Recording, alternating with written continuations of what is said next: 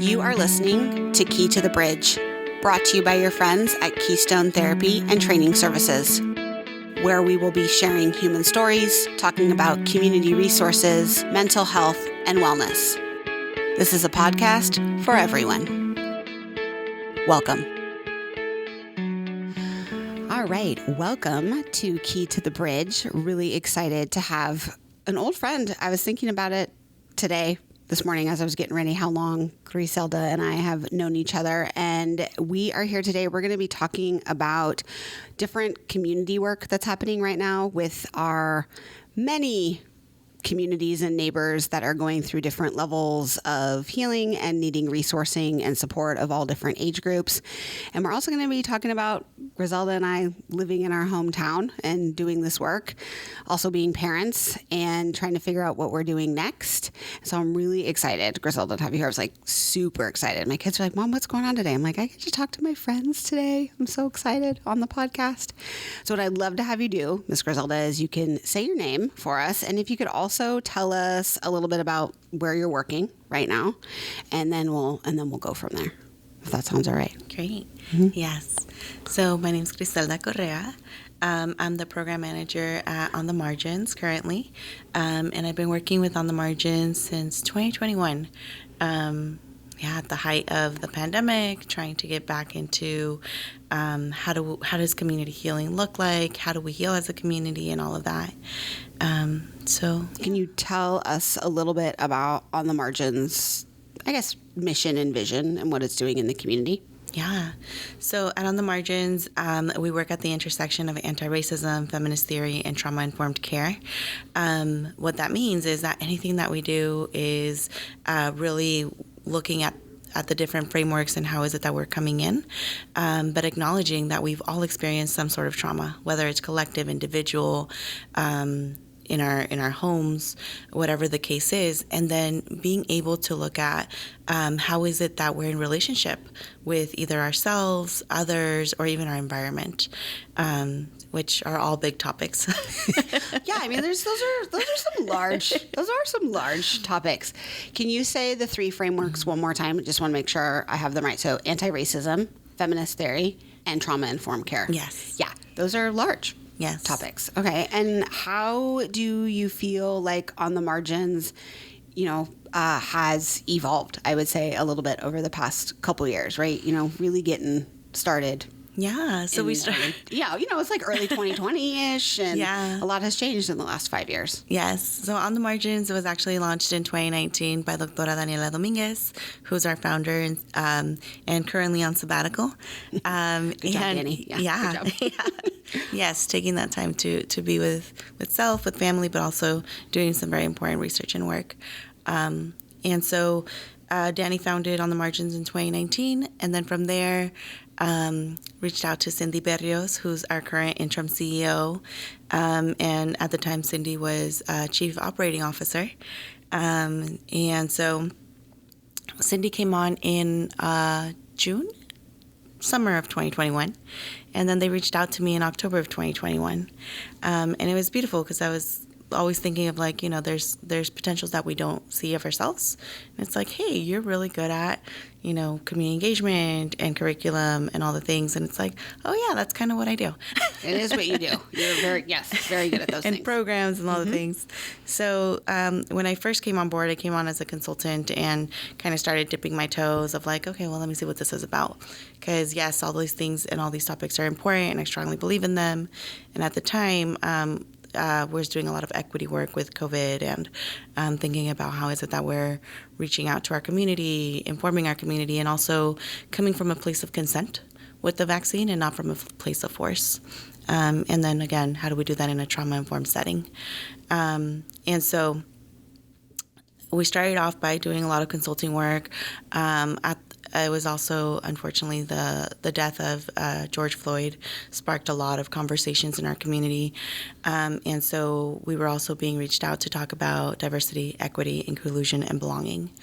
It's calling on the brown and black folks to do the work, right? To be able to teach. And it takes a toll. It takes a toll.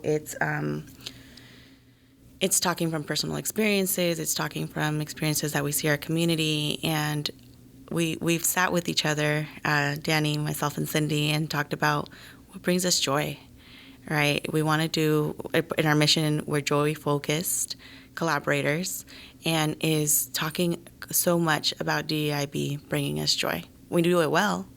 We provide the resources, we hold folks, but is it something that's bringing us joy, and is it feeding our souls, right?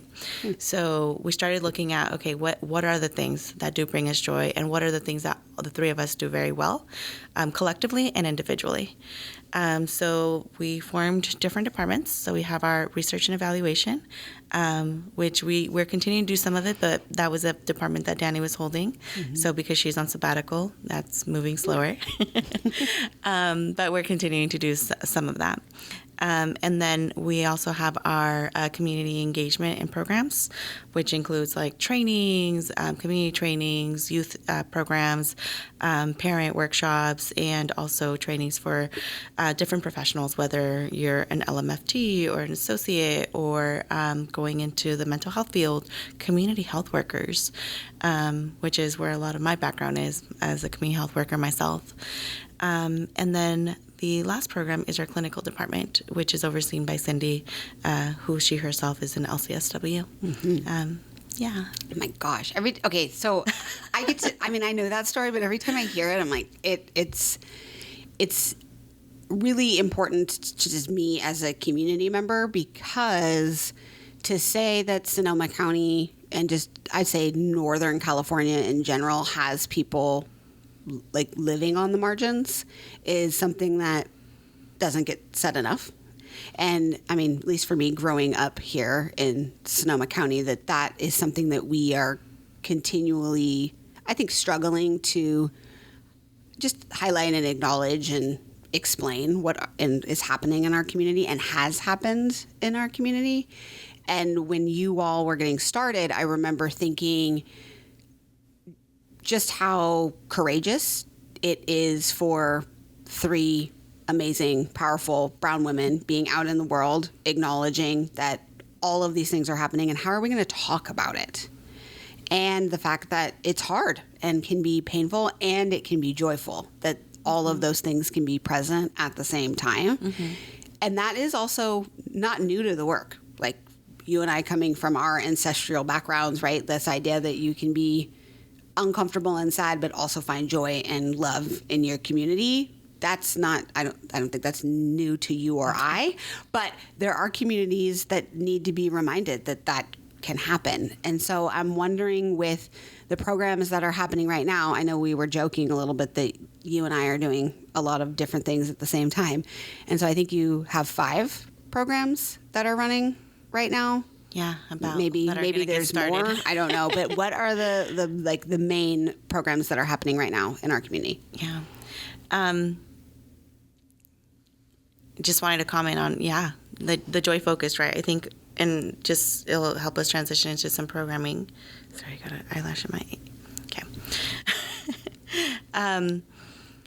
So I was thinking about the joy focused aspect that you were mentioning, and just kind of thinking of we've been in a colonized world that so often sanitizes us. So if we're having fun, if we're laughing, if we're dancing, you're being too loud, right? And I have been asked to leave more than one restaurant, so that has happened. Yeah, for being loud. So it's like, no, I'm being my full authentic self. I'm sorry, I can't do that. And so just as we think about that, and bringing that in, and also unlearning that it's okay to be your full authentic self, to have joy, to dance, to laugh, to be loud. We're bringing that into every single one of our programs. So we do youth organizing through our DALE program, which stands for Development, Advocacy, Empowerment, and Leadership. Mm-hmm.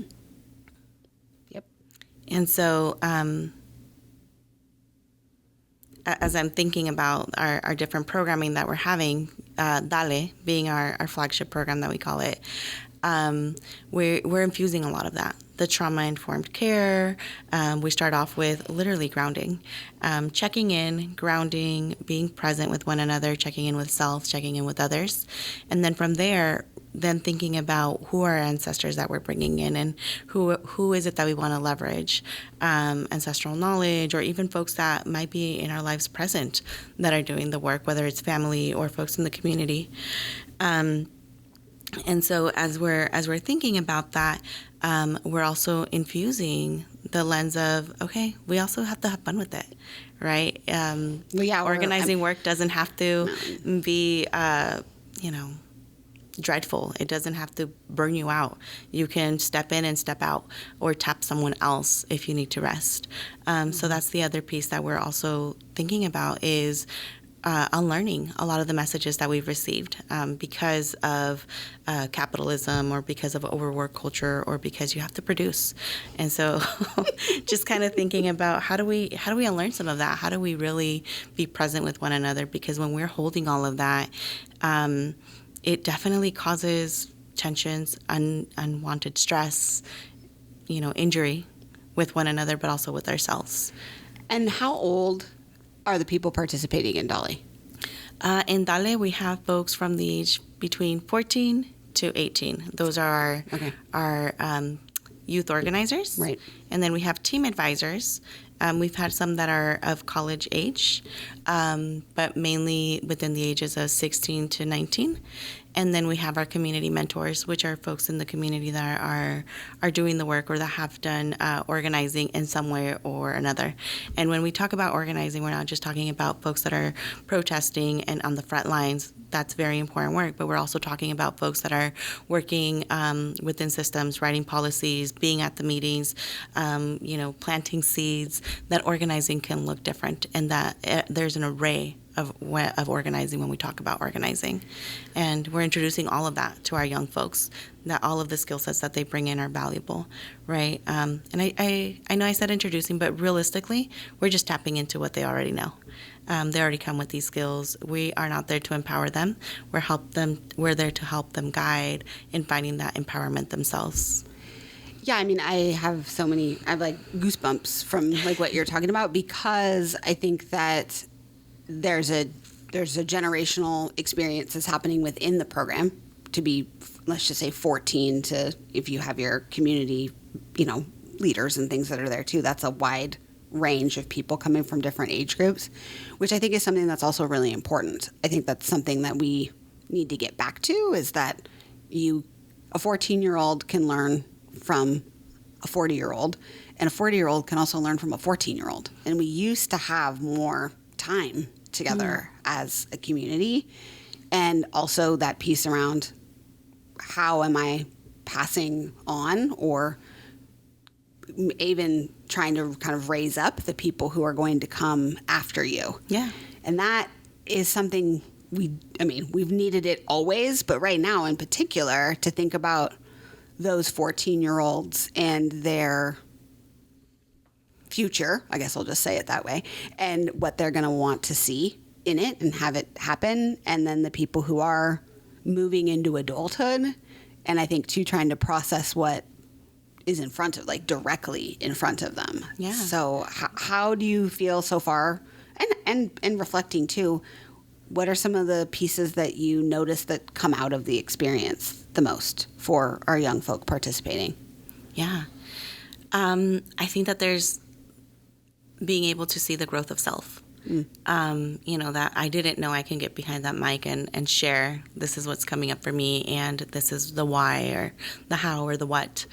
I have a distinct story of a participant who has participated in a few of our programs now, but when they first came in to Dale, it was a whole different vibe. There was a DJ, there's food, there's a lot of more folks in our Dale program. And so student came in and was like, please sit with me. I don't want to sit by myself. And so I was over here like directing a whole program and trying to, and I said, here's so-and-so, go sit with them. you're in good hands. And so just that was the opening retreat. And we always do retreats because it's so important to just level set. Yeah. Of like, okay, how, let's regulate, let's be in community, but also let's go within and create relationships. And so that opening retreat, by the end of that, this participant was taking pictures with her team and smiling. They were coming from different cities. And so this particular student was the only one from her city. And so it was like, oh, I'm not sure that I can make friends with other folks. Yeah. And so it was interesting to see their growth by the end of the program. They were taking that mic. They were answering questions. They were leading their team. And so I think about them so often because as I think about like, okay, day one to the last day, and how when I've touched base with this student, they say like, I made some friendships and I still hang out with these folks outside of Dale. They also came back and they were like, I want to be a team advisor. They're now in college, and so it's that piece of like, how can I help? Can I still be involved? What can I do? And it's just beautiful to see that, from where I met this student, where it was like, I don't want to share. I'm just going to sit here and observe. In a previous program to where they are now, and the growth that they've had, and the power that they've been able to find their voice is just beautiful. I think right now, too, there's so much negative press around being a young person. Everybody thinks, right, which I'm not saying that media and cell phones and all those things, all of that is not true, because it is true that we've got to figure that out. But I think that there's a lot of assumptions being made that young people right now don't want to participate, that they don't have a voice, that they don't want to engage, that they won't show up. There's a lot of rough press, especially post-pandemic, on children and young adults in general. And I think that is so important to highlight, that when you get people in a room together, that people still want to connect. It's wild to me because I think about, and I'm thinking about all our programs. And yes, we created these programs to support what's happening in our community. And in part, when we think about the narrative that's being created around this young folk, I think it's very important to take a step back. Take a step back and really look at what has happened in the last 7+ years. Our political climate has definitely had a big impact. And I'm not talking about the last 3-4 years. I'm talking about 2015, 2016. Decade. Decade. Oh, my goodness. Yeah, decade. We can say that now. A decade, Gricelda. I know. Should we say it? I don't know. It's weird to say it, but decade, yes. Yeah, decade. Yeah, right. As we were getting ready for the elections and everything that was happening and how our communities were being talked about, that causes injury. And when we think about 10 years, these young folks were what, 5, 6, 7? Yeah, anywhere, between the ages of 4 and 8. Yeah. Little. So, that compounded stress. And then if you lived here in Sonoma County or anywhere where there's been a natural disaster or a, mass shooting or whatever the case is, collective trauma. That has compounded onto, what the students are feeling, which they were 4th to 7th grade by then. Little. Mm-hmm. Yeah. And then the pandemic hits when they're entering middle school or they are in middle school, right? And they're isolated. So if we think about just kind of their development up to now, there has been so much. Yeah. And it's been compounded.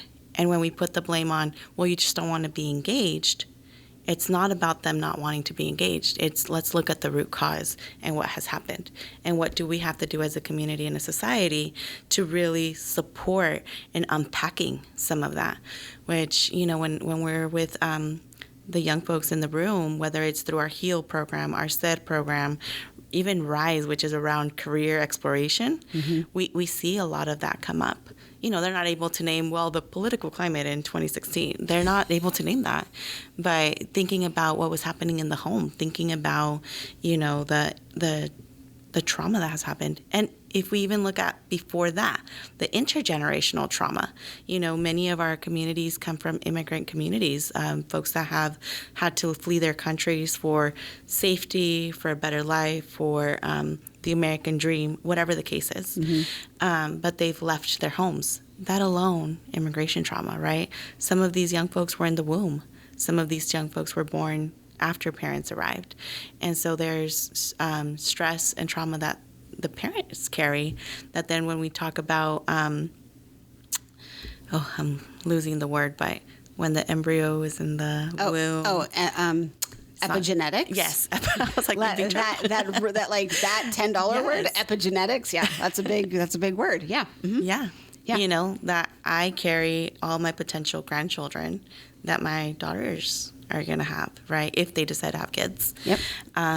That when I was in my mother's womb, or she had my daughter's eggs, right? Yeah. And no, I mean, it's a wild, stuff we knew, but now we can prove it in a way that's very real. Yeah. And just thinking about the challenges that my grandmother faced and how now I see them impact in my life, right? And it questions so much.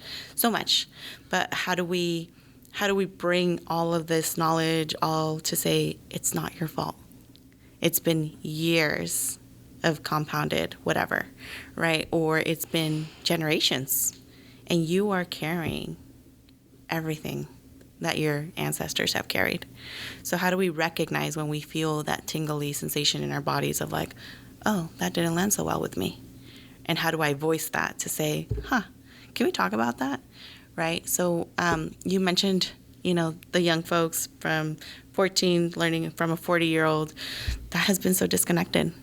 And so I want to highlight you all because we came together, I want to say, to Freedom Dream in 2022. Yeah. To say, what is needed in our community right now. And out of there came out SER, which is Sanando y Empoderando Relaciones, which translates to healing and empowering relationships. And, really it's a program of let's get the families or the parents of these young folks or guardians into the room, and let's have conversations around trauma. Let's have conversations about human development and why is it that, your brain is still trying to figure out who you want to be and who you are. And that's an answer that I questioned myself yesterday. Who am I? Yeah, I don't really. Who do I want to be? Really outgrow that process of what am I doing? Yes. Who am I? Yeah, you don't outgrow that. But that looks different at different stages. Yeah, and then we came together, right? And I think our first pilot, our first pilot was launched here at Keystone. And with the families of, from all over Sonoma County that came together with their young adults. And we're down to have these difficult conversations with us to question, that's what's going on? Or even question why doesn't my parent understand when I say these things, right? And then being able to have those conversations in the room and bringing them in together. It was a very magical process, and every time that we do that program, I see the transformation from when the youth and the parent come in to when they leave. And I think when we first created it, it was this is going to have some impact. And then when I realized the impact that it actually had, it was very transformative for my life too, of thinking of what conversations do I need to have or have been pending with my family for a while. And now that I'm a parent, how do I do it different? I mean, I think that the fact that we are having to remind people about that need of adults and our children spending time together and talking and having conversations is something I didn't foresee happening. I remember somebody told me as a kid we might get to a point where adults weren't really going to talk to you. You know what I mean? I wouldn't have thought that was going to happen, but it has happened, that there is a definite disconnect between adults and young people having honest, open conversation with one another. And I agree that the SARE program is powerful because it reminds people that people want to talk, that they want to talk and listen, and that parents and guardians and the children that they're raising can learn from each other and that teaching. But I do think, Griselda, now being a parent myself, I think about who's supposed to teach you that? You know what I mean? Like, who is supposed to help mainly the adults with the skills around engaging with young people? I think you and I have had personal and professional experiences that have kept those skills, happening and sharp. But I think a lot of adults, at least I notice in my work, that they almost like forget what it was like to be a young person and to talk to them. People are better with little kids. It's funny how much grace we give little kids, and then you get to like 5th grade ish, and we kind of stop giving people grace to speak and have a voice and have opinions and feelings. And adults get really, I would say, almost, they kind of, like you said, kind of silencing and kind of locking young people down. Yeah. And so when you are doing the work with the parents and the guardians or the community members who are engaging with the youth, what are some of the observations you have of the adults? Because I do think that is important to highlight too, that we don't really stop growing and learning, and that we have to keep doing work as well, that we don't get to stop. Yeah. So maybe I'll just leave it there. But I'm curious, like, what you notice too with the adults that are participating. I think we often forget that we are living this life for the first time too. Are we? Yeah, well, in the generation. Yeah, yes. No, totally. I mean, I've never been this age before. That's true. Right. That's or, true. In this period of time. Yep. And so, yeah, like I am living, with you, and I'm going through experiences for the first time with you too, right? And I think it goes both ways. So I think in terms of the parents I've seen, or the guardians, because I've had grandmas that come to support their grandchildren. I have aunts come, and it's just beautiful to see all the adults that are like, hey, I want to see you succeed. Yeah. I just don't know how to do that. I don't know how to support you in that. And I think that there hasn't been enough spaces created where we can talk about family dynamics, where we don't talk about the difficulties, the challenges, why is it so hard to just sit and listen to my child. And oftentimes I think about what we've been modeled, thinking about the generational aspect of things again, as I think about my grandparents and what my parents were modeled, right? You're a child is what they were modeled. You don't have a voice at this table. And so as my parents were raising us, I saw some shift. They tried to bring us in, but then there was a challenge of like, no, but then you are the kid again, and so there was this fine line. I'm also very close in age to my parents. We're 15 years apart. So, they would bring me in as their peer, but then when I needed to be a child, I was also like, no, you don't have a voice anymore, or you don't have an opinion in this. And I was like, but you asked for my opinion in that other thing. Yeah. So I'm a little confused. And so as we think about the parents and who supports them, it's a collective effort. I think so often we point fingers and say like, oh, it's your responsibility. It's, you need to do this, you need to do that. Or we get unsolicited advice as opposed to like, are you okay? Do we want to talk about what's going on? And just listen. So often when we're talking to our parent friends, I've been guilty of this too, and then I catch myself and I'm like, scratch that. Like, let's just, I'm here, But it's so easy to say, well, what about this? Why don't you do that? But we're not really living in the shoes of our parents. So sometimes it's just like lending a listening ear and just say, yeah, that's hard. Shit's hard. Yeah, maybe that's the title of this podcast. But, that's because I think that's interesting that we can't honor that necessarily in ourselves as adults. And then when a young person, too, is also talking about something being hard, we also can get very dismissive. Mm-hmm. Right? Get over it, It's not a big deal. It's not that big of a deal. Yeah, and then we minimize the experience. And so it's so important to think about how we feel when someone does that to us, right? When it's like, it's not that bad. And it's like, are you living in my shoes? Yeah. And so how that shuts us down and it doesn't allow us to really open up anymore. And so when I think about the groups that we've been able to co-create with the families, it's, sometimes there's stuff that comes up and I have families that are like, I didn't want to share this much, and I don't know why I keep talking, but these things are just coming out. And it's like, because we've created the container here, we've co-created it with you all. To be able to really have these conversations, to be authentic, to not feel like you're being judged, to not feel like here's the remedy for that, but just be seen, be validated.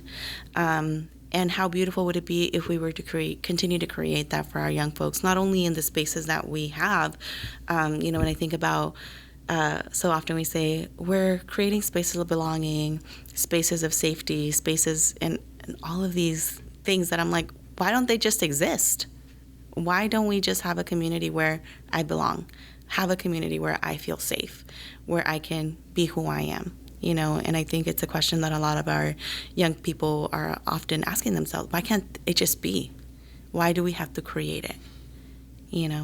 I mean, that's like a mic drop kind of question, right? So it is, and I think that's one of the many long list right now. My favorite things of young people is that question. Right. I get it too from my own kids. Like, Mom, why? Like, why are we doing, like, why? And I'm like, I think your question is very, very important. Like, it should just be, right? You shouldn't have to create it. And that is, I also think, a powerful generational shift where I feel like for me, when I think about growing up, we were still trying to define some of the words, like some of the language wasn't all there. And I feel like young people now have more language. They have more words to describe and articulate like what they want and what they don't want. And I can remember, being a teenager and just being like, I have this feeling, but I don't know what it is. Like nobody has given me words to it.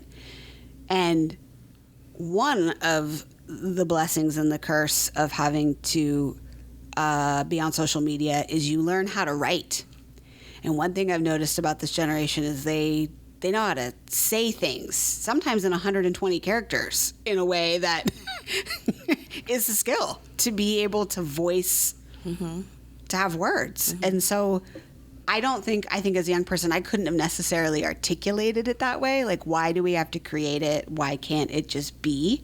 I don't think I could have said that, but this generation of young people is saying it that way, and it's really powerful. My 7-year-old. Yeah. Your kids are not in their teen years either. Yeah. And it's like, what did you say? It's like, how old are you? I can't even articulate that for myself at times. Yeah. Why can't it just be?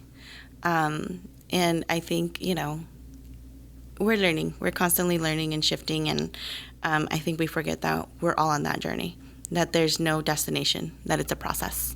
And I think the beautifulness of our community is that we're shifting, we're doing it slowly, and we're being able to acknowledge. But then there's also the spaces where it feels like there's 10 steps back, right? So as we think about how do we do this, and to your question of, how do we support parents? How do we support ourselves as adults to continue to do this work? And there's so many spaces where we can do healing-centered work, where we acknowledge that there's been injury, where we acknowledge that there has been hurt, pain, suffering. And then how do we move from it, right? Because it can also be easy to sit in it, and then we go down a rabbit hole, and then there's blame and shame. But how do we move from acknowledging to then saying, okay, we acknowledged it, but then how do we move into more joy-focused places where now we can name, this is what happened, and this is how I'm going to move that through my body? I feel like that's something right now, at least for me, I'm like trying to figure out on a daily process because of the amount of, I guess, some shock, but also like harm, like you're mentioning, that's happening to all of us on a daily basis right now. That's hard to manage and move through regularly. And I notice it with our children too, that there is a level of exposure right now that it's just continued, right? I feel like we've been talk about a decade of just kind of increasing how much we're all taken in.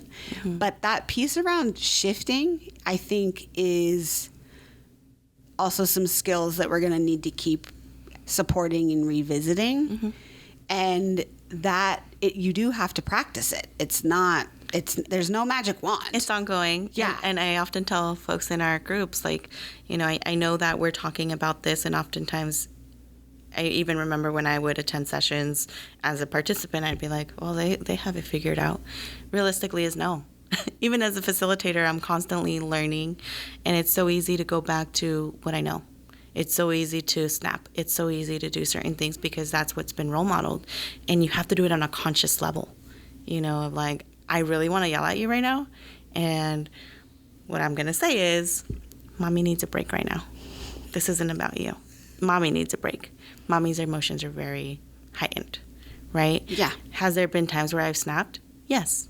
And then how do you mend and repair, right? Because as adults, we don't do that as often. Oh, yeah, no. So it's not like we go to our kids and say, I'm sorry, I messed up. You know, I don't think I've heard that ever from my parents. And so when I think about the times that I've told my daughter and she looks at me like, it's okay, Mommy. And I said, no, it's not okay. Mommy shouldn't have said that to you.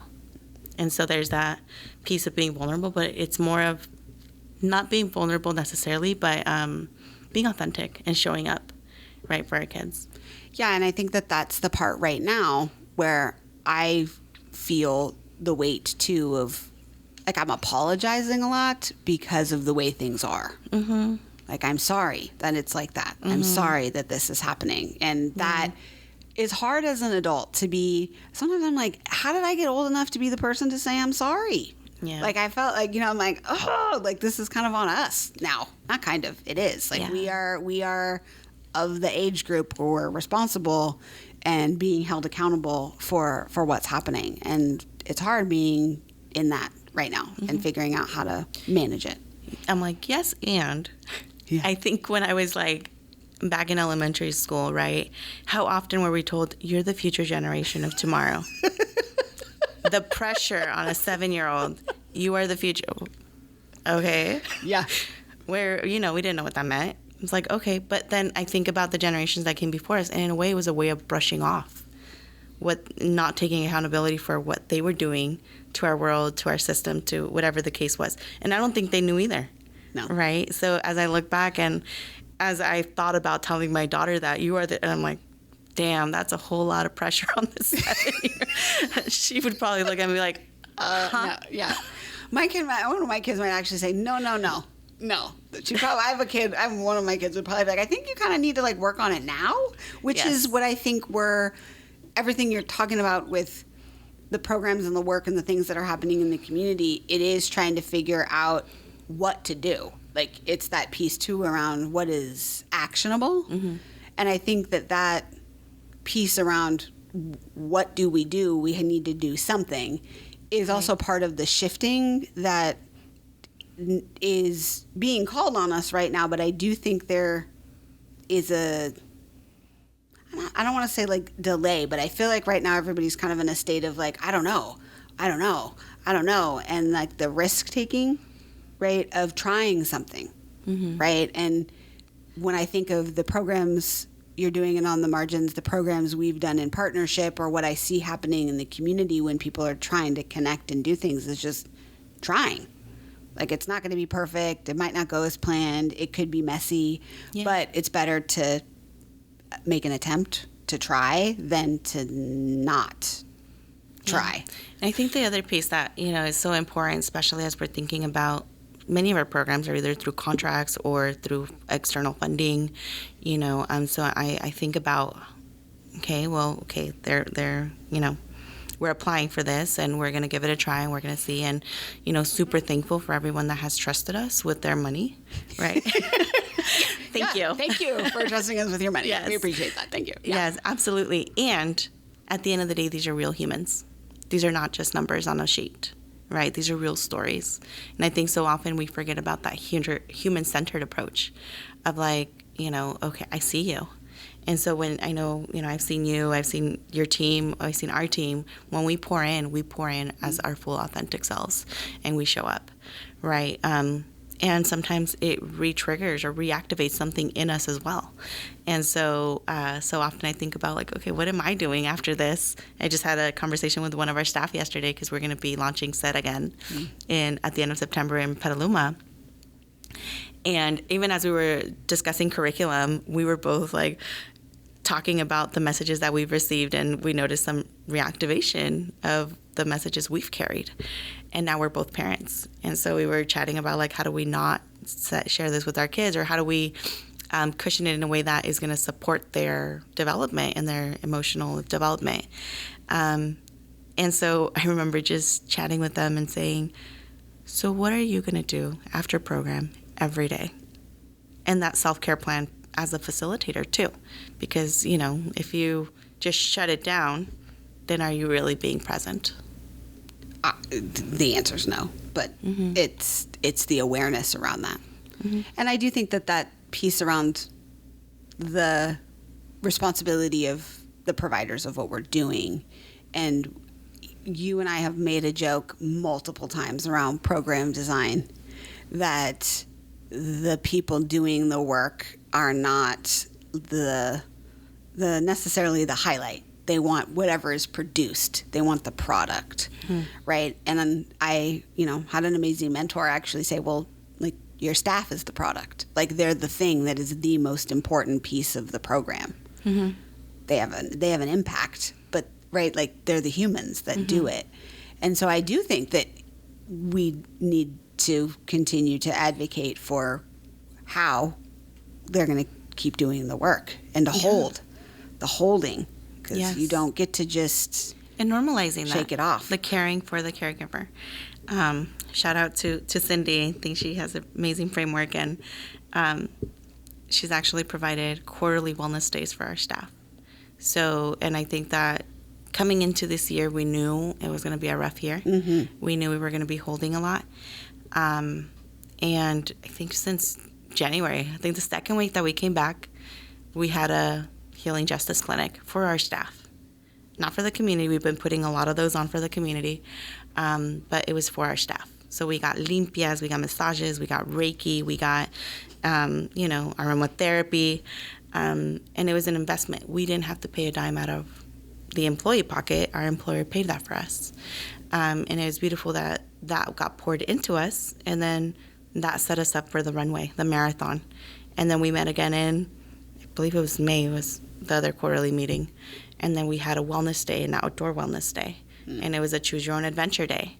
And then this last one was a spa day, right? And I was like, wow, I feel so lucky to be able to have this embedded in my day to day, right? And then it's that seeing of other and just saying, unplug. What do you mean you brought your computer? Turn it off. Turn it off. You don't need it. This is your day. Your day. Yes. And so it's that balance. The work is going to get done because we're all very passionate people. And I think we don't necessarily just do this as a place of saviorism, right? And it's important that we don't do this as a place from saviorism, but do it with community and think about how do we do this collectively and together, because we're not going to be able to move forward as a society if we're not doing it together. This idea of pull yourself by the bootstraps, some of us weren't given boots at all. So what straps are you talking about? So I had so many words that wanted to come out of my mouth that are not necessarily podcast appropriate if people are trying to listen to what we're on. But yeah. What if you don't have any boots? Yeah, it's a definite shift in conversation that is always needed. And I feel like right now we are being tested every day about what we want to say and how we want to say it and who we're going to say it to. And at the end of the day for you and I think, too, we're trying to also think about what's coming, but also, to what do we want to kind of continue, like, pushing forward. Like, I feel like that also, too, is something you and I have chatted a lot about. And I think that you're in a space which I can relate to around getting to experience multiple perspectives at the same time. Something I'm very grateful to have in the work that I get to do, that people with power or people who are doing the direct services we get to kind of experience it all. So thinking about how we want to use our space, our role. And I wonder for you, kind of just thinking as we're kind of wrapping up a little bit of our time together here, do you know what you kind of dream and hope for a little bit too around what you want to do with your role and what you're doing in the world? Because I know it's something I've been thinking about, because you and I, I think about it, like you and I started, we were like 19 and basically in the streets doing all sorts of things. And now we've become leaders, and also matriarchs. Like we're these powerful women in our community. It's a big question. You don't have to have a big answer. But when you think about what's kind of on your heart right now, what are you feeling and noticing? Yeah. I want to say the redistribution of power, because yes, power exists. There's power over, power with, power to, all the different types of power, right? But I think about the redistribution of power. Yes, I'm now in a position where I am able to use my voice, where I am able to advocate in a way, but is it from the heart of the community that has, supported me through this? And am I speaking their stories, or am I coming from a place of, what are the words? I'm like, they're in Spanish, but egotistic, You can say it in Spanish. What are the words in Spanish? And they just left. Yeah. From a place of, of selfishness as opposed to of coming together and, moving the needle. In terms of what do I want to do? That's a big question, because I didn't even think I was going to graduate high school. Statistically, I wasn't supposed to. I'm the parent of teenage parents. I was supposed to be a teenage parent myself. I chose not to, and that was a personal choice, right? And what I mean by that is I chose to have children later on in life. I chose to prioritize my education, my career. So as I think of like, wow, I graduated high school. And so now I think about, I went to college. I chose the JC route. It took me a little longer. I got my bachelor's. And so there's this question now of like, when are you getting your master's or your PhD? Yeah. And, it's been a question, and I'm like, is there part of me that's resisting? And is it resisting because I do believe that people, highly honor folks that have their master's, their PhDs. And I also believe that education looks different with everyone. That there's folks that don't have master's and PhDs, and the level of knowledge that they drop or lived experience or whatever it is that they're, providing for us is, wow. I've met folks with all the degrees, and I wonder, like, where's the lived experience? Because you're talking from a textbook, and you are making decisions for folks that are being impacted, yep. Right? And so there's a piece of me that's resisting. I'm also a lifelong learner, and I get a lot of joy from going to school. So I have been exploring a few programs where in the field they think there's a lot of intersectionality, whether that's, psychology, sociology, education. Yeah. So many choices. Curriculum development. So we'll see. I don't know what the future holds for right now. I think I have my two beautiful teachers at home, Sophia and Elena, and I am constantly learning from them. And right now, they're my center, as well as our third baby that we just birthed, which is, a new business. And that alone is like, oh, wow, that's taking a lift. Yeah, I think I get asked the question too, and I love to hear you say it about, what are you doing next? And I think that what we're talking about is how we're going to be raising our families and continue to be in community and wanting to elevate our voice and the voice of others, which is really important. And so it's comforting, just so you know, my friend, to hear you being like, all right, we'll see. We're going to see where it goes. And yeah, we don't have it figured out. No. And we're not supposed to. Yeah. I think about our 18-year-olds that were like, so what are you majoring in? What college are you going to? It's okay to not know. Yeah. And that's a lifelong process. You'll figure it out when you're supposed to.